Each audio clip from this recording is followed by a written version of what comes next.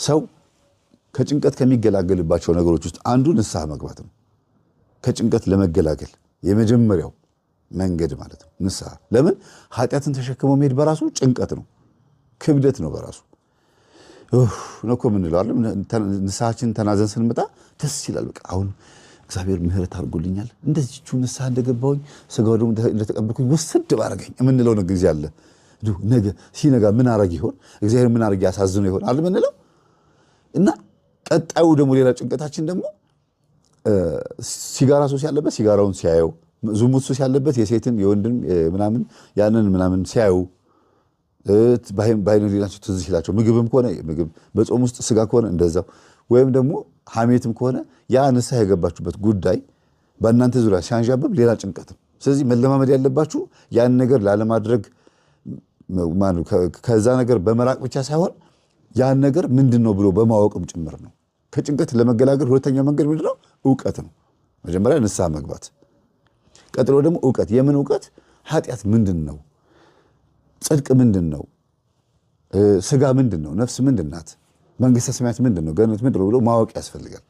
የተሻለው ዓለም ነው እግዚአብሔር ለኛ ያቀደልን። አስቀድማችሁ ጽድቁና መንግስቱን ፈልጉ ሌላ ሁሉ ይጨመርላችኋል ያለው። ለምንድነው ጽድቁና መንግስቱን ፈልጉ ያለን? እዛ ምን ስላለ ነው? መንግስተ ሰማያት ቀርባለችና ንስሐ ግቡ፣ አስቀድማችሁ ጽድቁና መንግስቱን ፈልጉ። መንግስት የተባለው ምንድነው?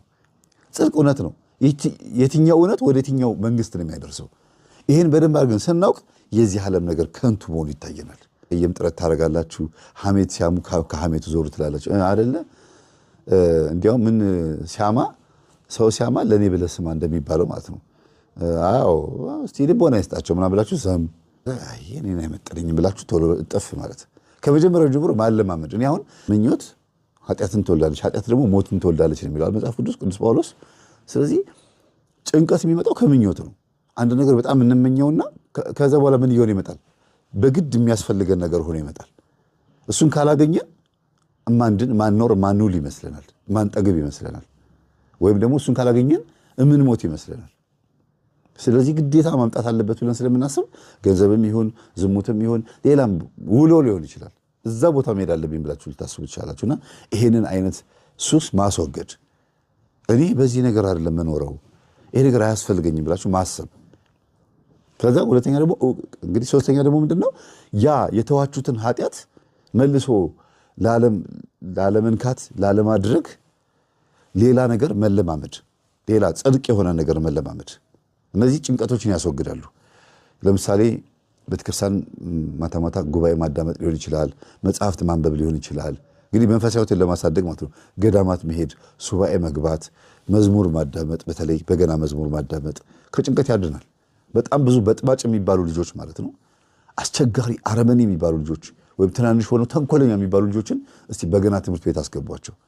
የበገና መዝሙር እስቲ ክፈቱላቸው። በግድ አንድ ሰዓት ሙሉ በኢርፎን በገና መዝሙር እንዲያዳመጡ አድርጓቸው። እስቲ ይረጋጋሉ። በግድ እንቅልፍ ሊተኙ ሲሉ የበገና መዝሙር እስቲ ያሰሟቸው።